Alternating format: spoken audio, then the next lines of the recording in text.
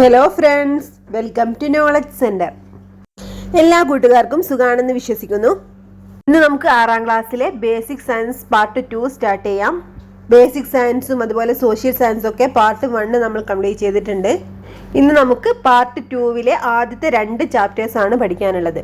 6ാമത്തെ ചാപ്റ്ററായ ഒന്നിച്ചു നിലനിൽക്കാം എന്നുള്ള ഈ ഒരു ചാപ്റ്റർ ബയോളജിയിലത്തെ ഒരു ഭാഗമാണ്. 7ാമത്തെ ചാപ്റ്ററിന്റെ പേരാണ് ആകർഷിച്ചും വികർഷിച്ചും. ഇത് ഫിസിക്സിൽ വരുന്ന ഒരു ടോപ്പിക്കാണ്. അപ്പോൾ സ്കിപ്പ് ചെയ്യാതെ ക്ലാസ് മുഴുവൻ കാണാൻ ശ്രമിക്കണേ. അതുപോലെ ഇമ്പോർട്ടൻ്റ് ആയ കാര്യങ്ങൾ നോട്ട് ചെയ്ത് പഠിക്കണേ. നിങ്ങൾക്ക് ക്ലാസ് യൂസ്ഫുൾ ആവണമെങ്കിൽ ഒന്ന് ലൈക്ക് ചെയ്യാനും അതുപോലെ തന്നെ സബ്സ്ക്രൈബ് ചെയ്യാതെ കാണുന്നതിനൊന്ന് സബ്സ്ക്രൈബ് ചെയ്യാനും മറക്കരുത്. അതുപോലെ ക്ലാസ്സിനെ കുറിച്ചുള്ള നിങ്ങളുടെ അഭിപ്രായങ്ങളൊന്ന് കമൻറ്റ് ചെയ്യണേ. നമുക്ക് ആദ്യം ഈ 6ാമത്തെ ചാപ്റ്ററായ ഒന്നിച്ചു നിലനിൽക്കാം എന്നുള്ള ചാപ്റ്റർ പഠിക്കാം. ഇത് നമ്മുടെ ബയോളജിയിലെ ജന്തുലോകം എന്ന ടോപ്പിക്കിൽ വരുന്നൊരു ഭാഗമാണ്. ആദ്യം തന്നെ നമുക്ക് പഠിക്കാനുള്ള ഒരു ടേമാണ് ആവാസ വ്യവസ്ഥ അല്ലെങ്കിൽ എക്കോസിസ്റ്റം. ഒരു ജീവി ജീവിക്കുന്ന പ്രകൃതിദത്തമായ ചുറ്റുപാടിനെയാണ് ആവാസം എന്ന് പറയുന്നത്. ജീവിയ ഘടകങ്ങളും അജീവീയ ഘടകങ്ങളും ഉൾപ്പെടുന്നതും അവരുടെ പരസ്പര ബന്ധത്തിലൂടെ നിലനിൽക്കുന്നതുമായ സംവിധാനമാണ് ആവാസ വ്യവസ്ഥ. അപ്പോൾ എന്താണ് ആവാസ വ്യവസ്ഥ എന്ന് പറയുന്നത്? ഒരു ജീവി ജീവിക്കുന്ന പ്രകൃതിദത്തമായ ചുറ്റുപാടിനെയാണ് ആവാസം എന്ന് പറയുന്നത്. അപ്പോൾ ജീവിയ ഘടകങ്ങളും അജീവീയ ഘടകങ്ങളൊക്കെ ഉൾപ്പെടുന്നതും അവരുടെ പരസ്പര ബന്ധത്തിലൂടെ നിലനിൽക്കുന്നതുമായ സംവിധാനമാണ് ആവാസ വ്യവസ്ഥ അല്ലെങ്കിൽ എക്കോസിസ്റ്റം. അടുത്ത ഹെഡിങ് ആണ് ആഹാരത്തിനായി. നീർക്കോലി തവളയെ പിടിക്കുന്നത് നിങ്ങൾ കണ്ടിട്ടുണ്ടോ? നീർക്കോലി തവളയെ ആഹാരമാക്കുന്നു. തവള എന്തിനെല്ലാമാണ് ആഹാരമാക്കുന്നത്? പുൽച്ചാടി, അതുപോലെ പുഴു, പിന്നെന്താണ് പുഴുക്കള്, പിന്നെന്താ മത്സ്യങ്ങളൊക്കെ എന്താണ് തവളയുടെ ഭക്ഷണമാണ് അല്ലേ. ഇനി പുൽച്ചാടിക്ക് എവിടെ നിന്നാണ് ആഹാരം ലഭിക്കുന്നത്? പുൽച്ചാടിയുടെ പ്രധാന ഭക്ഷണം എന്താണ്? പുല്ലാണ് അല്ലേ. അപ്പോൾ ഇവിടെ എന്താണ്, ഇവിടെ ഒരു ആഹരിക്കപ്പെടുന്നതിൻ്റെ ക്രമത്തിൽ ഇവയെ നമുക്ക് ചിത്രീകരിക്കാമെന്ന് പറയുന്നുണ്ട്. അതായത് ഇവിടെ ഒരു ജീവബന്ധമാണ് ചിത്രീകരിച്ചിട്ടുള്ളത്. എന്താണ്? പുൽച്ചാടി പുല്ല് കഴിക്കുന്നു, അതുപോലെ എന്താണ് പുൽച്ചാടിയെ തവള ഭക്ഷണമാക്കുന്നു, ഇനി തവളയെ എന്താണ് പാമ്പ് ഭക്ഷണമാക്കുന്നു അല്ലേ. ഇവിടെ ഒരു ആഹാര ബന്ധമാണ് കൊടുത്തിട്ടുള്ളത്. ഇങ്ങനെയുള്ള ആഹാര ബന്ധങ്ങളെയാണ് നമ്മൾ ഭക്ഷ്യശൃംഖല അല്ലെങ്കിൽ ഫുഡ് ചെയിൻ എന്ന് പറയുന്നത്. അപ്പോൾ ഇത്തരത്തിലുള്ള ആഹാര ബന്ധങ്ങളെയാണ് ഫുഡ് ചെയിൻ അല്ലെങ്കിൽ ഭക്ഷ്യശൃംഖല എന്ന് പറയുന്നത്. ഭക്ഷ്യശൃംഖലകളിലെ ആദ്യ കണ്ണി എപ്പോഴും ഹരിതസസ്യമായിരിക്കും. അവസാന കണ്ണിയായി വരുന്നത് പൊതുവെ മാംസഭോജികളായിരിക്കും. ഇടയ്ക്കുള്ളവ സസ്യഭോജികളോ മിശ്രഭോജികളോ ആകാം. അപ്പോൾ ശൃംഖലയിലെ ആദ്യ കണ്ണി എപ്പോഴും ഹരിതസസ്യങ്ങളായിരിക്കും. അതുപോലെ എന്താണ് അവസാന കണ്ണിയായി വരുന്നത് എന്താണ്? പൊതുവെ മാംസഭോജികളും ആയിരിക്കും. ഇടയ്ക്കുള്ളവ സസ്യഭോജികളോ മിശ്രഭോജികളോ ആവാം. ഇത് ഇമ്പോർട്ടൻ്റ് ആണ് കേട്ടോ, നോട്ട് ചെയ്യണേ. അപ്പോൾ ഇത്തരത്തിലുള്ള ഒരുപാട് ആഹാര ബന്ധങ്ങൾ അല്ലെങ്കിൽ എന്താണ് ആഹാര ശൃംഖലകൾ ഇവിടെ കൊടുത്തിട്ടുണ്ട്. ഇതൊക്കെ ജസ്റ്റ് ഒന്ന് നോക്കണേ. അടുത്തതായിട്ടൊരു ബോക്സ് കൊടുത്തിട്ടുള്ളതാണ് വിവിധ ഭക്ഷ്യശൃംഖലകൾ ഒന്നിച്ചു ചേർന്നുണ്ടാകുന്നതാണ് ഭക്ഷ്യശൃംഖലാ ജാലം അല്ലെങ്കിൽ ഫുഡ് വെബ്. പ്രകൃതിയിൽ ഭക്ഷ്യശൃംഖലാ ജാലമാണുള്ളത്. അപ്പം എന്താണ് ഭക്ഷ്യശൃംഖലാ ജാലം അല്ലെങ്കിൽ ഫുഡ് വെബ് എന്നുള്ളത്? എന്താണ്? വിവിധ ഭക്ഷ്യശൃംഖലകൾ ഒന്നിച്ചു ചേർന്നുണ്ടാകുന്നതാണ് ഭക്ഷ്യശൃംഖലാ ജാലം അല്ലെങ്കിൽ ഫുഡ് വെബ്. അപ്പോൾ പ്രകൃതിയിൽ ഭക്ഷ്യശൃംഖലാ ജാലമാണുള്ളത്. ഇനി എന്താണ് ഉൽപ്പാദിപ്പിക്കുന്നവരും ഉപയോഗിക്കുന്നവരും എന്നുള്ളൊരു ഹെഡിങ് കൊടുത്തിട്ടുണ്ട്. ഭക്ഷ്യശൃംഖലയിലെ ആദ്യ കണ്ണി എപ്പോഴും ഹരിതസസ്യങ്ങളാണെന്ന് നാം കണ്ടെത്തിയല്ലോ. എന്താവാം ഇതിന് കാരണം?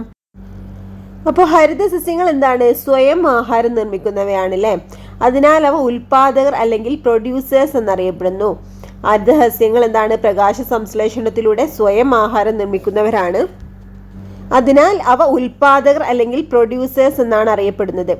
ആഹാരത്തിനായി മറ്റു ജീവികളെ ആശ്രയിക്കുന്ന ജീവികളെ ഉപഭോക്താക്കൾ അല്ലെങ്കിൽ കൺസ്യൂമേഴ്സ് എന്ന് വിളിക്കുന്നു. അപ്പോൾ ഹരിതസസ്യങ്ങളാണ് എന്ത്? ഉൽപാദകർ എന്ന്. നമ്മുടെ ഒരു ആഹാര ശൃംഖലയിലെ ഉൽപാദകരാരാണ്? ഹരിതസസ്യങ്ങളാണ്. എന്നാൽ എന്താണ് ആഹാരത്തിനായി മറ്റു ജീവികളെ ആശ്രയിക്കുന്ന ജീവികളെയാണ് ഉപഭോക്താക്കൾ അല്ലെങ്കിൽ കൺസ്യൂമേഴ്സ് എന്ന് പറയുന്നത്. സസ്യങ്ങളും ജന്തുക്കളും നശിക്കുമ്പോൾ അവയുടെ ശരീരഭാഗങ്ങൾക്ക് എന്ത് സംഭവിക്കുന്നു? ഇനി ഇവിടെ ഒരു ബോക്സ് കൊടുത്തിട്ടുള്ളതാണ് വിഘാടകർ അല്ലെങ്കിൽ എന്താണ് ഡീകമ്പോസേഴ്സ്. ജൈവാവശിഷ്ടങ്ങളെ വിഘടിപ്പിച്ച് മണ്ണിനോട് ചേർക്കുന്നത് ബാക്ടീരിയ, ഫംഗസ് മുതലായ സൂക്ഷ്മജീവികളാണ്. ഇവയെ വിഘാടകർ എന്ന് പറയുന്നു. ഇവിടെ ഫംഗസിൻ്റെയും ബാക്ടീരിയൻ്റെ ഒക്കെ ചിത്രം കൊടുത്തിട്ടുണ്ട്.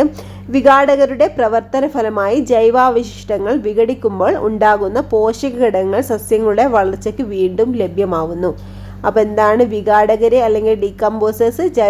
ജൈവ അവശിഷ്ടങ്ങളെ വിഘടിപ്പിച്ച് മണ്ണിനോട് ചേർക്കുന്നവരാണെന്ത് വിഘാടകർ എന്ന് പറയുന്നത്. ബാക്ടീരിയയും ഫംഗസൊക്കെ എന്താണ് വിഘാടകർക്ക് എക്സാമ്പിളാണ്.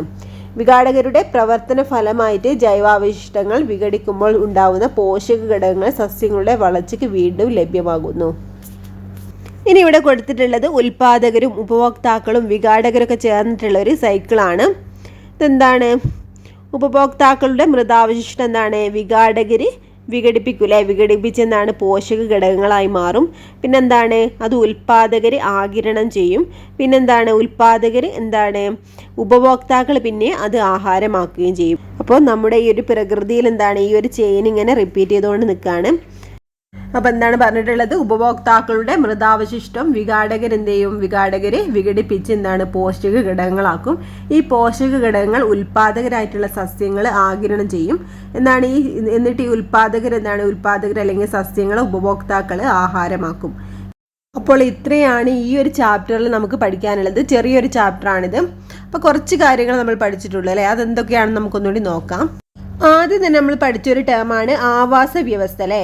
ആവാസ വ്യവസ്ഥ എന്താണെന്നും പിന്നെന്താണ് അതിൻ്റെ സവിശേഷതകൾ എന്തൊക്കെയാണെന്ന് നമ്മൾ പഠിച്ചിട്ടുണ്ട് അല്ലേ?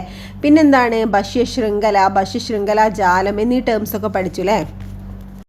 ഇനി ഇതുപോലെ തന്നെ ഭക്ഷ്യശൃംഖല ജാലത്തിൻ്റെ ഒക്കെ ഒരുപാട് എക്സാമ്പിളൊക്കെ കൊടുത്തിട്ടുണ്ട്, അതൊക്കെ നോക്കി. പിന്നെന്താണ് ഒരു ആവാസ വ്യവസ്ഥയിലെ ഘടകങ്ങളായിട്ടുള്ള ഉൽപാദകർ, ഉപഭോക്താക്കൾ, വിഘാടകർ, ഈ ടേംസൊക്കെ എന്താണെന്ന് പഠിച്ചു അല്ലേ? പിന്നെ ഇവ തമ്മിലുള്ള പരസ്പര ബന്ധം എന്താണെന്ന് നമ്മൾ തിരിച്ചറിഞ്ഞു. അപ്പോൾ ഇത്രയൊക്കെയാണ് ഈ ഒരു ചാപ്റ്റർ നമുക്ക് പഠിക്കാനുള്ളത്. നമുക്ക് നെക്സ്റ്റ് ചാപ്റ്റർ നോക്കാം. അപ്പോൾ നമ്മുടെ 7ാമത്തെ ചാപ്റ്ററിൻ്റെ പേരാണ് ആകർഷിച്ചും വികർഷിച്ചും. ഈ ഒരു ചാപ്റ്ററിൽ നമുക്ക് കാന്തത്തെക്കുറിച്ചാണ് പഠിക്കാനുള്ളത്. കാന്തം ആകർഷിക്കുന്ന വസ്തുക്കളെ കാന്തിക വസ്തുക്കൾ അല്ലെങ്കിൽ മാഗ്നറ്റിക് സബ്സ്റ്റൻസസ് എന്നും ആകർഷിക്കാത്തവയെ അകാന്തിക വസ്തുക്കൾ അല്ലെങ്കിൽ നോൺ മാഗ്നറ്റിക് സബ്സ്റ്റൻസസ് എന്നും പറയുന്നു. ഇരുമ്പ്, നിക്കൽ, കൊബാൾട്ട്, ഉരുക്ക് എന്നിവ കാന്തിക വസ്തുക്കളാണ്. അപ്പോൾ എന്തൊക്കെയാണ് കാന്തിക വസ്തുക്കൾ? എന്താണ്? കാന്തം ആകർഷിക്കുന്ന വസ്തുക്കളാണ് കാന്തിക വസ്തുക്കൾ. എന്നാൽ ആകർഷിക്കാത്ത വസ്തുക്കൾ എന്താണ്? അകാന്തിക വസ്തുക്കളുമാണ്. ഏതൊക്കെയാണ് നമ്മുടെ കാന്തിക വസ്തുക്കൾ? ഇരുമ്പ്, നിക്കൽ, കൊബാൾട്ട്, ഉരുക്ക്. ഇരുമ്പ്, നിക്കൽ, കൊബാൾട്ട്, ഉരുക്ക് എന്നിവ കാന്തിക വസ്തുക്കളാണ്. അടുത്തത് കാന്തം കണ്ടെത്തിയ കഥ എന്ന് കൊടുത്തിട്ടുണ്ട്. ഗ്രീക്കുകാരനായ മാഗ്നസ് എന്ന ആട്ടിടയൻ സമീപത്തുള്ള കുന്നിൻ പ്രദേശത്ത് ഒരു വടിയും കുത്തിപ്പിടിച്ച് ആടുകളെ മേച്ചു നടക്കുകയായിരുന്നു. ഒരു പാറ ചവിട്ടിക്കയറുമ്പോൾ പെട്ടെന്ന് വടി പാറയിൽ ഒട്ടിപ്പിടിച്ചതുപോലെ തോന്നി. വടിയുടെ അറ്റത്ത് ഉറപ്പിച്ചിരുന്ന ഇരുമ്പിനെയാണ് പാറ ആകർഷിച്ചത്. ഇരുമ്പിനെ ആകർഷിക്കാൻ കഴിവുള്ള ലോഡ് സ്റ്റോൺ ആയിരുന്നു ആ പാറ. പിന്നീട് ഇത്തരം പാറകളെ ഗ്രീക്കുകാർ മാഗ്നറ്റൈറ്റ് എന്ന് വിളിച്ചു വന്നു. ഇത് പ്രകൃതിയിലെ കാന്തങ്ങളാണ്. പിൽക്കാലത്ത് ഇരുമ്പ്, ഉരുക്ക് തുടങ്ങിയ വസ്തുക്കൾ ഉപയോഗിച്ച് കാന്തം നിർമ്മിക്കാൻ തുടങ്ങി. ഇത്തരം കാന്തങ്ങളാണ് കൃത്രിമ കാന്തങ്ങൾ. അപ്പോൾ കാന്തം കണ്ടെത്തിയ ഒരു കഥ പറയുന്നുണ്ട്. ഗ്രീക്കുകാരനായ മാഗ്നസ് എന്ന ആട്ടിടയനാണ് ഈ ഒരു കാന്തം കണ്ടെത്തുന്നത്. അന്ന് കണ്ടെത്തിയത് എന്തായിരുന്നു? ഇരുമ്പിനെ ആകർഷിക്കാൻ കഴിവുള്ള ലോഡ് സ്റ്റോൺ ആയിരുന്നു. പിന്നീട് ഇത്തരം പാറകളെ ഗ്രീക്കുകാർ മാഗ്നറ്റൈറ്റ് എന്ന് വിളിച്ചു വന്നു. ഇത് പ്രകൃതിയിലെ പ്രകൃതിദത്ത കാന്തങ്ങളായിരുന്നു. എന്നാൽ ഈ പിൻകാലത്ത് എന്താണ് ഇരുമ്പ്, ഉരുക്ക് തുടങ്ങിയ വസ്തുക്കൾ ഉപയോഗിച്ചാണ് കാന്തം നിർമ്മിക്കാൻ തുടങ്ങിയത്. ഇത്തരം കാന്തങ്ങൾ എന്താണ്? കൃത്രിമ കാന്തങ്ങൾ എന്ന് പറയുന്നു. അപ്പോൾ എന്തൊക്കെ ഉപയോഗിച്ചാണ് കൃത്രിമ കാന്തങ്ങൾ നിർമ്മിക്കുന്നത്? ഇരുമ്പ്, ഉരുക്ക് തുടങ്ങിയ വസ്തുക്കൾ ഉപയോഗിച്ചാണ്. അടുത്തതായിട്ട് വിവിധ തരം കാന്തങ്ങളാണ് കൊടുത്തിട്ടുള്ളത്. നമുക്ക് നോക്കാം. ബാർ കാന്തം, യു കാന്തം, അതുപോലെ ഡിസ്ക് കാന്തം, റിംഗ് കാന്തം, ആർക്ക് കാന്തം, അതുപോലെ സിലിണ്ട്രിക്കൽ കാന്തം. അപ്പോൾ ഒരുപാട് ടൈപ്പ് കാന്തങ്ങളുണ്ട് ഇവിടെ കൊടുത്തിട്ടുള്ളത്. ഇരുമ്പിൻ്റെ കൂടെ അലൂമിനിയം, നിക്കൽ, കൊബാൾട്ട് എന്നീ ലോഹങ്ങൾ ചേർത്തുണ്ടാക്കുന്ന അൽനിക്കോ എന്ന ലോഹസങ്കരം ഉപയോഗിച്ചാണ് കാന്തങ്ങൾ നിർമ്മിക്കുന്നത്. നിയോഡിമിയം, സമേറിയം തുടങ്ങിയ പദാർത്ഥങ്ങളും കാന്തം നിർമ്മിക്കുന്നതിന് ഉപയോഗിക്കുന്നുണ്ട്. അപ്പോൾ എന്തൊക്കെയാണ് അൽനിക്കോ എന്നുള്ളത്? ഏതൊക്കെ ചേർത്തുണ്ടാക്കിയതാണ്? അലൂമിനിയം, നിക്കൽ, കൊബാൾട്ട് എന്നീ ലോഹങ്ങൾ ചേർത്തുണ്ടാക്കുന്ന അൽനിക്കോ എന്ന ലോഹസങ്കരം ഉപയോഗിച്ചാണ് കാന്തങ്ങളൊക്കെ നിർമ്മിക്കുന്നത്. നിയോഡിമിയം, സെമേറിയം തുടങ്ങിയ പദാർത്ഥങ്ങളും കാന്തം നിർമ്മിക്കുന്നതിന് ഉപയോഗിക്കുന്നുണ്ട്. എന്തൊക്കെയാണ്? നിയോഡിമിയം, സെമേറിയം. അപ്പോൾ ഇത് ഇമ്പോർട്ടൻ്റ് ആണ് കേട്ടോ, നോട്ട് ചെയ്യുക. അൽനിക്കോ എന്താണ്? എന്തിൻ്റെയൊക്കെ സങ്കരമാണ്? അലൂമിനിയം, നിക്കൽ, കൊബാൾട്ട് എന്നീ ലോഹങ്ങളാട്ടോ ഇതിൽ അൽനിക്കോയിലുള്ളത്. അതുപോലെ തന്നെ നിയോഡിമിയം, സെമേറിയം ഒക്കെ എന്തിനാണ്?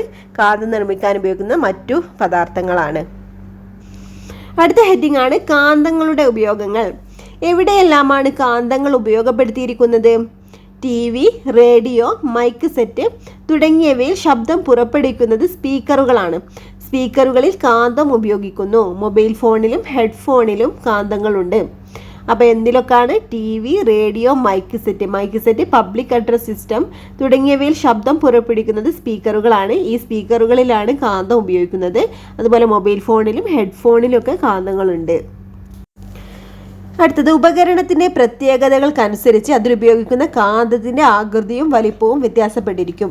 മിനി മോട്ടോറിൻ്റെ പ്രവർത്തനത്തിന് ചാപ്പ അല്ലെങ്കിൽ ആർക്ക് രൂപത്തിലുള്ള കാന്തങ്ങളോ റിംഗ് ട്യൂബ് കാന്തങ്ങളോ ആണ് യോജിക്കുക. അപ്പം മിനി മോട്ടോറിൻ്റെ പ്രവർത്തനത്തിന് എങ്ങനെയുള്ള കാന്തങ്ങളാണ്? ചാപ്പ അല്ലെങ്കിൽ ആർക്ക് രൂപത്തിലുള്ള കാന്തങ്ങളോ അതുപോലെ റിംഗ് ട്യൂബ് കാന്തങ്ങളോ ആണ് മിനി മോട്ടോറിൻ്റെ പ്രവർത്തനത്തിന് യോജിക്കുന്നത്. ഇനി കാന്തം ആകർഷിക്കുമ്പോൾ കാന്തങ്ങളുടെ ആകർഷണ ശക്തി എല്ലാ ഭാഗത്തും ഒരുപോലെയാണോ? കാന്തത്തിൻ്റെ ശക്തി കൂടുതൽ അനുഭവപ്പെടുന്ന അഗ്രഭാഗങ്ങളെ കാന്തിക ധ്രുവങ്ങൾ അല്ലെങ്കിൽ മാഗ്നറ്റിക് പോൾസ് എന്ന് പറയുന്നു. അപ്പോൾ കാന്തത്തിൻ്റെ ശക്തി കൂടുതൽ അനുഭവപ്പെടുന്നത് അഗ്രഭാഗങ്ങളിലാണ്. ഈ ഒരു അഗ്രഭാഗങ്ങളെ കാന്തിക ധ്രുവങ്ങൾ അല്ലെങ്കിൽ മാഗ്നറ്റിക് പോൾസ് എന്ന് പറയുന്നു. അപ്പോൾ എല്ലാ ടൈപ്പ് കാന്തങ്ങൾക്ക് ഇങ്ങനത്തെ കാന്തിക ധ്രുവങ്ങളുണ്ട് അല്ലെങ്കിൽ മാഗ്നറ്റിക് പോൾസ് ഉണ്ട്. അടുത്ത ഹെഡിങ് ആണ് കാന്തം തൂക്കിയിട്ടാൽ. സ്വതന്ത്രമായി തൂക്കിയിട്ട ഒരു കാന്തം എപ്പോഴും ഒരേ ദിശയിലാണോ നിൽക്കുന്നത്?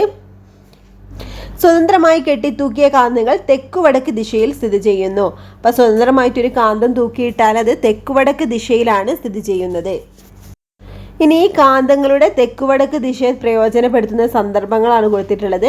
കപ്പൽ യാത്രക്കാർക്ക് ദിശ മനസ്സിലാക്കുന്നതിന്, അതുപോലെ കാടിനുള്ളിൽ ദിശ മനസ്സിലാക്കുന്നതിന്, പിന്നെന്താണ് മരുഭൂമികളിലൂടെ ഒക്കെ സഞ്ചരിക്കുന്നവർക്കൊക്കെ ദിശ മനസ്സിലാക്കാനൊക്കെ എന്താണ് ഈ ഒരു കാന്തങ്ങൾ പ്രയോജനപ്പെടുത്തുന്നുണ്ട്. അടുത്തൊരു ഹെഡിങ് ആണ് ധ്രുവങ്ങൾ അടുക്കുമ്പോൾ. കാന്തത്തിന്റെ ഒരേ തരം ധ്രുവങ്ങളെ സജാതീയ ധ്രുവങ്ങൾ എന്നും വ്യത്യസ്ത ധ്രുവങ്ങളെ വിജാതീയ ധ്രുവങ്ങൾ എന്നും പറയുന്നു. കാന്തങ്ങളുടെ സജാതീയ ധ്രുവങ്ങൾ വികർഷിക്കുകയും വിജാതീയ ധ്രുവങ്ങൾ ആകർഷിക്കുകയും ചെയ്യുന്നു. അപ്പോൾ കാന്തത്തിന്റെ ഒരേ തരം ധ്രുവങ്ങളെ സജാതീയ ധ്രുവങ്ങൾ എന്നും വ്യത്യസ്ത തരം ധ്രുവങ്ങളെ വിജാതീയ ധ്രുവങ്ങൾ എന്നും പറയുന്നു. കാന്തങ്ങളുടെ സജാതീയ ധ്രുവങ്ങൾ വികർഷിക്കുകയും വിജാതീയ ധ്രുവങ്ങൾ ആകർഷിക്കുകയും ചെയ്യുന്നു. അപ്പോൾ എന്താണ്? ഒരേ തരത്തിലുള്ള ധ്രുവങ്ങൾ എന്താണ് വികർഷിക്കുകയും അതുപോലെ തന്നെ വ്യത്യസ്ത തരത്തിലുള്ള ധ്രുവങ്ങൾ ആകർഷിക്കുകയാണ് ചെയ്യുന്നത്. അപ്പോൾ സജാതീയ ധ്രുവങ്ങൾ വികർഷിക്കുകയും വിജാതീയ ധ്രുവങ്ങൾ ആകർഷിക്കുകയാണ് ചെയ്യുന്നത്. ആകർഷണത്തിന്റെ പരിധി. ഒരു കാന്തത്തിന് എത്രത്തോളം ദൂരത്തിലുള്ള വസ്തുക്കളെ ആകർഷിക്കാൻ കഴിയും?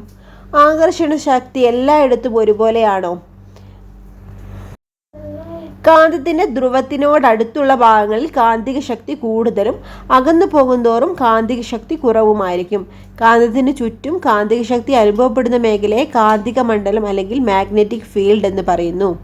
അപ്പം എന്താണ് പറഞ്ഞിട്ടുള്ളത്? കാന്തത്തിന്റെ ധ്രുവത്തിനോടടുത്ത ഭാഗങ്ങളിൽ എന്താണ് കാന്തിക ശക്തി കൂടുതലും അകന്നു പോകുന്തോറും കാന്തിക ശക്തി കുറവുമായിരിക്കും. കാന്തത്തിന് ചുറ്റും കാന്തിക ശക്തി അനുഭവപ്പെടുന്ന മേഖല എന്താണ് കാന്തിക മണ്ഡലം അല്ലെങ്കിൽ മാഗ്നറ്റിക് ഫീൽഡ് എന്നാണ് വിളിക്കുന്നത്. അപ്പോൾ നമ്മുടെ ചാപ്റ്റർ ഇവിടെ കംപ്ലീറ്റ് ആയിട്ടുണ്ട്. ഇനി എന്തൊക്കെയാണ് നമ്മൾ പ്രധാനമായിട്ട് ഇതിൽ പഠിച്ചത് നോക്കാം. ഈ ഒരു ചാപ്റ്ററിൽ എന്തൊക്കെയാണ് പഠിച്ചത്? കാന്തത്തിൻ്റെ സവിശേഷതകളൊക്കെ എന്താണെന്ന് തിരിച്ചറിഞ്ഞു അല്ലേ? അതുപോലെ കാന്തിക മണ്ഡലം എന്താണെന്ന് നമ്മൾ പഠിച്ചു. പിന്നെ എന്താണ് വസ്തുക്കളെ കാന്തിക വസ്തുക്കളെന്നും അകാന്തിക വസ്തുക്കളെന്നൊക്കെ തരംതിരിച്ചു അല്ലേ? പിന്നെന്താണ് വ്യത്യസ്ത ആകൃതിയും വലിപ്പത്തിലുള്ള കാന്തങ്ങളുണ്ട്, വ്യത്യസ്തമായ കാന്തങ്ങളുണ്ട് നമ്മൾ പഠിച്ചു. അതുപോലെ കൃത്രിമ കാന്തങ്ങൾ എന്താണെന്ന് പഠിച്ചു. പിന്നെ എന്തൊക്കെ യൂസ് ചെയ്താണ് കാന്തം നിർമ്മിക്കുന്നതെന്നൊക്കെ പഠിച്ചു അല്ലേ? അതുപോലെ എന്താണ് കാന്തിക ധ്രുവങ്ങളും അതിൻ്റെ പ്രത്യേകതകളൊക്കെ പഠിച്ചു. അപ്പോൾ ഈ ഒരു ചാപ്റ്ററിൽ ഇത്രയേ ഉള്ളൂ. പ്രധാനപ്പെട്ട ഇമ്പോർട്ടൻ്റ് ആയിട്ട് തോന്നുന്ന കാര്യങ്ങളൊക്കെ നോട്ട് ചെയ്ത് പഠിക്കട്ടോ. അതുപോലെ നിങ്ങൾക്ക് ഈ ക്ലാസ് ഇഷ്ടപ്പെടുകയാണെങ്കിൽ ഒന്ന് ലൈക്ക് ചെയ്യാനും നിങ്ങളുടെ ഫ്രണ്ട്സിനൊക്കെ ഒന്ന് ഷെയർ ചെയ്ത് കൊടുക്കാനും മറക്കരുത്. Okay friends, thank you.